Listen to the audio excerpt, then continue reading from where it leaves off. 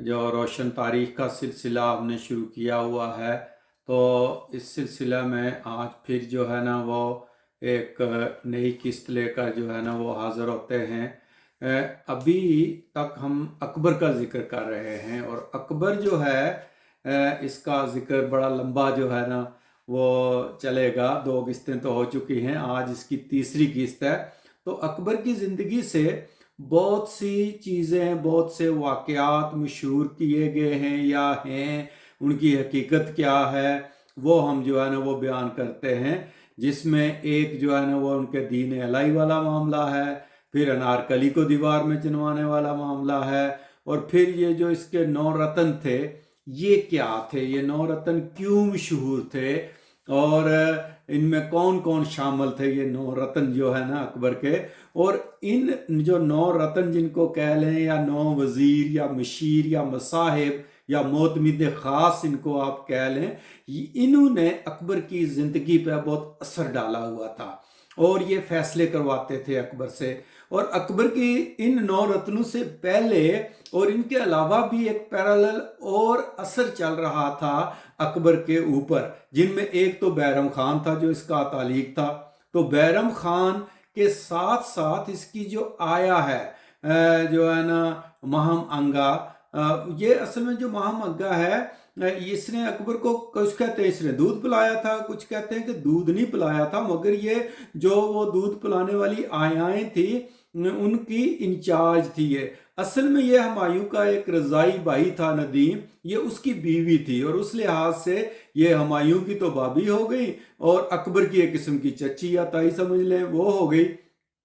तो ये वो थी। और इसने जब हुमायूं भागकर ईरान चला गया था, तो इसको फिर हंदाल और कामरान मिर्ज़ा जो हुमायूं के भाई थे और अस्करी, उन्होंने इसको रख लिया था जो है ना अकबर को यहाँ और उसकी माँ को।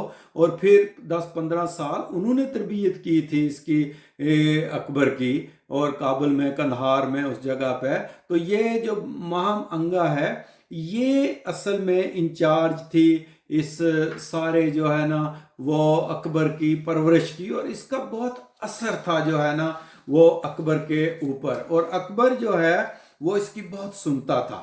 अब बैरम खान भी नायब सल्तनत था।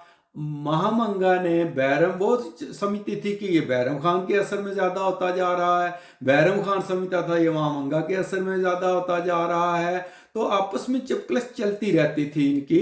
तो उसका पत्ता तो साफ करवा दिया अकबर के कान बार बार के। बैरम खान का जो पहले हमने बयान किया कि उसको इसने भेज दिया था नायब सल्तनत से हटा के मक्का चले जाओ, और रास्ते में फिर अफगानों का एक ग्रुप था, उन्होंने उसको कत्ल कर दिया था। और वो अफगान जो है ना वो पठान, वो कहते थे कि इसने हमारे उनके उनमें से जो लीडर था उसके बाप को कत्ल किया हुआ था।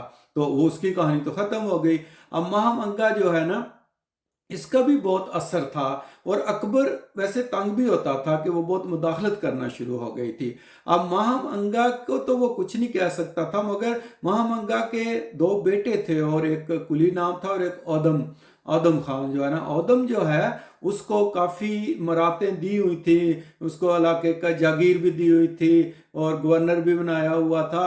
मगर हुआ क्या कि जब नायब सल्तनत एक बनाया था, जो जीजी अंगा थी एक और जो है ना, उसके खामन अतका को बना दिया था वजीर आजम इसने, अकबर ने। तो आदम नज़र लगाए बैठा था, तो आदम ने आकर उस अतका को कत्ल कर दिया था। तो अकबर को उसका बड़ा दुख हुआ था, हालांकि वो महामंगा का बेटा था आदम। तो अकबर ने उसको कहा था कि इसको ना छत से जाकर गिरा दो नीचे। तो वो उसको ले गए, कोई 10-15 फुट की छत थी, सर के बल नीचे गिराया, लेकिन वो फिर जख्मी हुआ, बच गया। अकबर ने कहा इसको दोबारा लेकर जाओ छत के ऊपर और वहां से दोबारा गिराओ इसे, और फिर दोबारा गिराया तो वो मर गया। तो अकबर खुद ये खबर लेकर महामंगा के पास गया और कहा कि आदम खान को इस तरह मैंने मार दिया है। तो वो अकबर की इज्जत इतनी करती थी कि उसने कहा कि अच्छा तुमने अच्छा ही किया है। गुस्से नहीं हुई अकबर के साथ, मगर अंदर अंदर बेटा था, गम खा गया। तो बाद में ये भी फिर फोत हो गई थी काफ़ी जो है ना।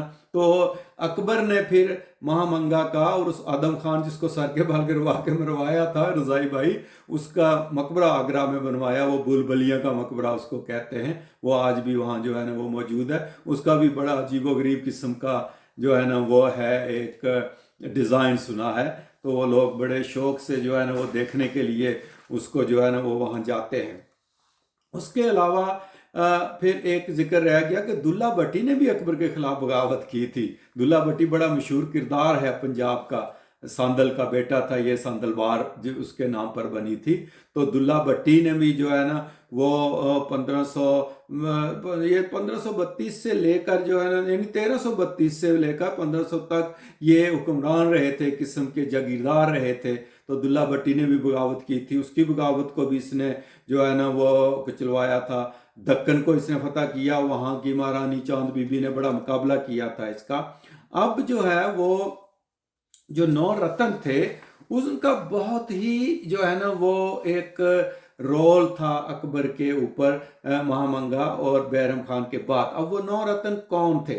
ان میں ایک تو بیربل تھا، ایک ابو الفضل فیضی تھا، ایک ابو الفضل علامی تھا، اور اس کے بعد جو ہے وہ پھر تان سین تھا، اور پھر عبد الرحیم خان خانہ تھا، یہ بیرم خان کا بیٹا تھا، اور اس کے بعد راجہ مان سنگھ تھا، اور ٹوڈر مل تھا، اور ملا دو پیازا تھا، اور پھر مرزا عزیر کوکلتاش جو ہے نا، یہ سارے 9 تھے، جو کچھ وزیر تھے، کچھ مشیر تھے، لیکن یہ ان کے اثر میں تھا جو ہے نا وہ اکبر خود پڑھا لکھا نہیں تھا، اس نے ہر طرح کے لوگ اکٹھے کیے ہوئے تھے، جو جرنیل بھی تھے، جو شاعر بھی تھے، جو تاریخ نویس بھی تھے، جو ہے نا وہ مذہبی قسم کے سکالر بھی تھے، جس طرح کے ابو الفضل فیضی نے اور اس کے باپ شیخ مبارک نے دماغ خراب کیا تھا اکبر کا کہ تم دین الہی کا اعلان کرو۔ اب یہ 9 رتنوں سے پہلے میں ذکر کر دوں کہ یہ دین الہی جو ہے نا یہ کیا تھا۔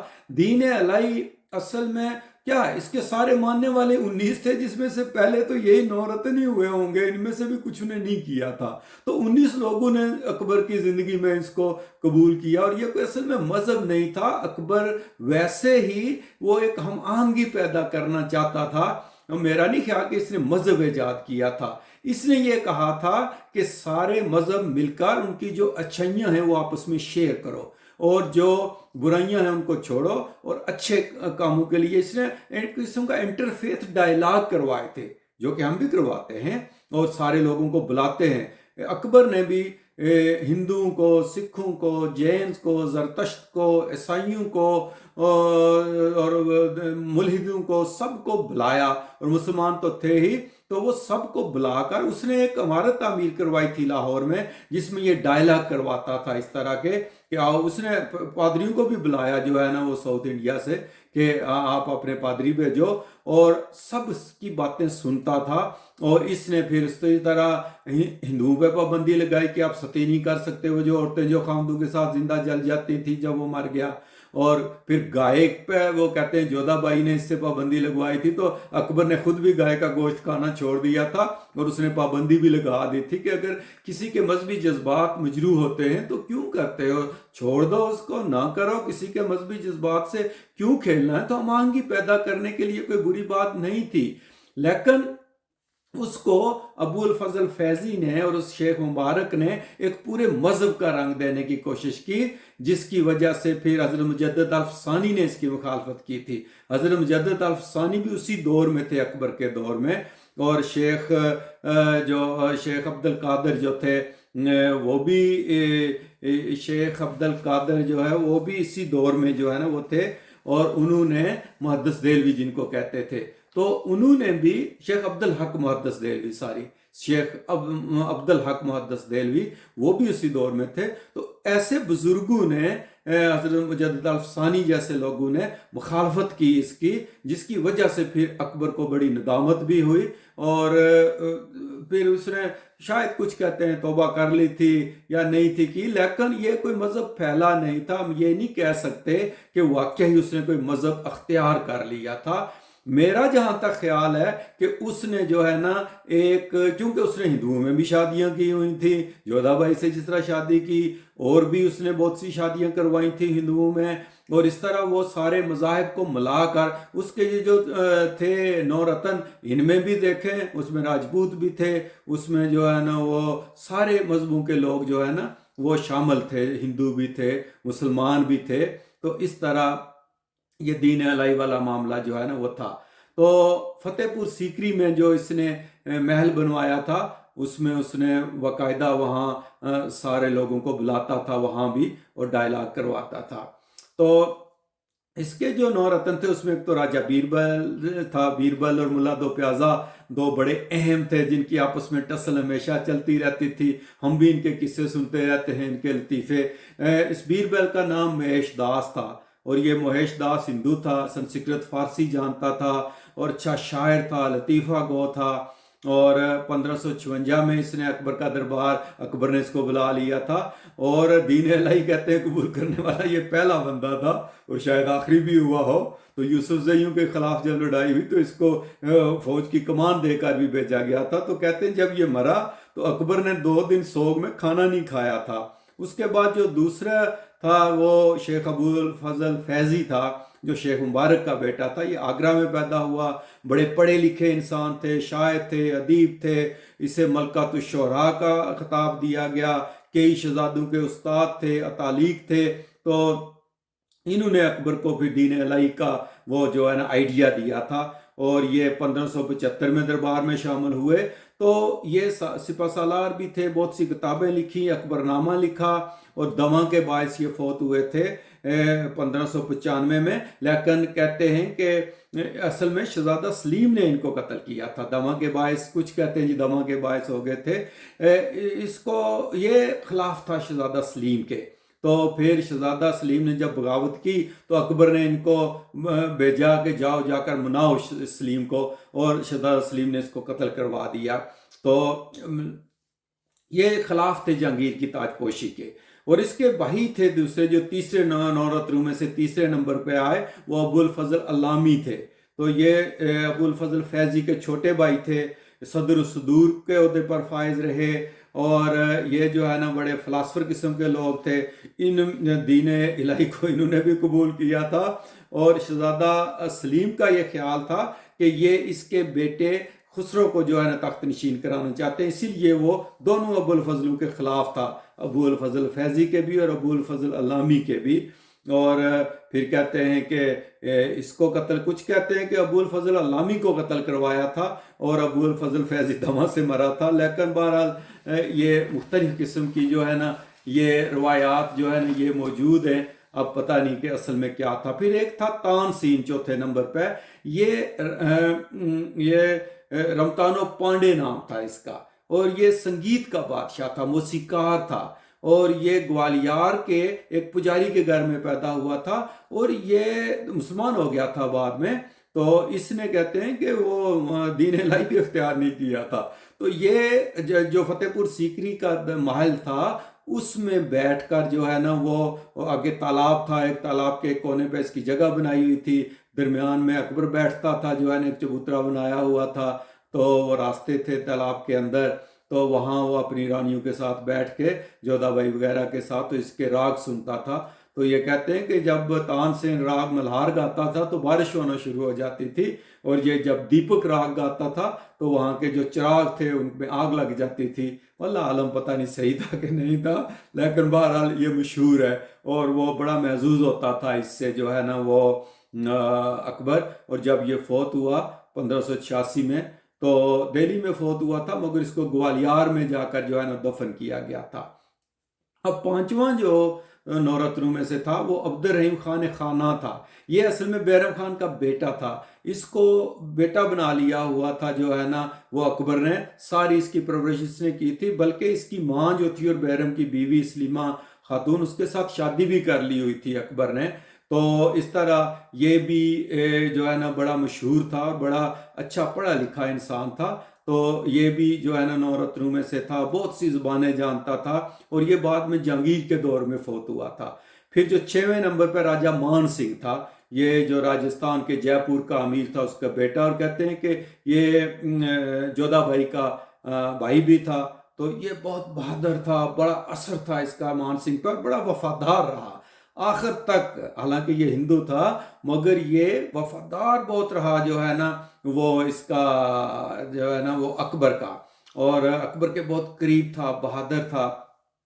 تو اس کی جو راجہ مان سنگھ جو ہے نا یہ اس کی بہن جو تھی وہ تھی اس کی اکبر کی جو جودھا بائی کا کہتے ہیں کہ بیٹا تھا، بھائی تھا یہ، اور مریم زمانی اس کو جو ہے نا وہ کہتے تھے۔ تو اسی طرح ایک ملا دو پیازا تھا 7ویں نمبر پہ، تو وہ نام اس کا ابو الحسن تھا۔ یہ طائف، مکہ کے قریب طائف کا رہنے والا تھا۔ وہاں سے یہ بھاگ کر سوتیلی ماں کے ظلموں سے تنگ آ کر ایران آ گیا۔ اس وقت ہمایوں بھی وہاں تھا۔ وہاں سے پھر اس طرح یہ ہندوستان آ گیا، ہمایوں کے ساتھ شاید آیا ہو، اور پھر وہاں کسی مسجد کا امام بھی رہا، اور پھر بڑا لطیفہ گو، بڑا ہی حاضر جواب اور بڑا ہی بزلہ سنج قسم کا انسان تھا۔ تو پھر آخر یہ اکبر کے دربار میں آ گیا۔ تو اس کا ملا دو پیازا نام تب پڑا کہ کسی دعوت میں کہتے ہیں کہ ابو الفضل نے دعوت کی تھی، تو اس میں ایک ڈش بڑی مشہور تھی جس کو دو پیازا پلاؤ کہتے تھے۔ تو اس نے پوچھا کہ یہ ڈش کون سی ہے، تو انہوں نے کہا کہ یہ دو پیازا۔ اس نے کہا کہ آئندہ میں کسی بھی دعوت میں شامل نہیں ہوں گا جس میں دو پیازا نہیں ہوگا، وہ ڈش نہیں ہوگی۔ تو وہ پھر اکبر نے اس کا مشہور کر دیا کہ یہ ملا دو پیازا ہے۔ تو وہ اس وجہ سے وہ پھر ملا دو پیازا مشہور ہو گیا، اور اس کے اور بیربل کے بڑے جو ہے نا وہ آپس میں چلتی رہتی تھی چپکلش جو ہے نا، وہ بڑی نوک جھونک ان کی، وہ ان سے اکبر بھی بڑا ہوتا تھا محظوظ۔ تو جو 8واں نورتنوں میں سے تھا وہ تھا ٹوڈرمل۔ تو یہ اتر پردیش کے شہر میں اتر پردیش میں پیدا ہوا، وزیر باتدبیر بھی تھا، وزیر مال بھی تھا۔ اس وقت اس نے مالیہ کے اور وہ سارے جو ہے نا وہ نظام رائج کیا۔ اس نے وہ جو زمین فصل دینے والی تھی اس کو پولی زمین کہتے تھے، جو 3-4 سال سے فصل نہ دیتی اس کو بنجر۔ یہ ساری ٹرمیں اس نے استعمال کی تھی۔ پٹوار سسٹم جاری کروایا تھا اس نے۔ تو یہ بڑا قریب اور بڑا ہی سمجھدار قسم کا بندہ تھا ٹوڈرمل جو ہے نا۔ تو یہ 1599 میں لاہور میں فوت ہوا۔ پھر جو 9واں رتن تھا وہ تھا مرزا عزیر کوکل تاش۔ یہ اکبر کے رضائی بھائی بھی تھا، خان اعظم کا خطاب اسے دیا تھا۔ بڑا سخی قسم کا انسان تھا، عربی فارسی جانتا تھا۔ تو یہ اکبر کے 9 رتن تھے۔ میرا خیال ہے فلم بہت لمبی ہو گئی ہے، تو ابھی آگے باقی قصہ ایک قسط میں اور چلے گا۔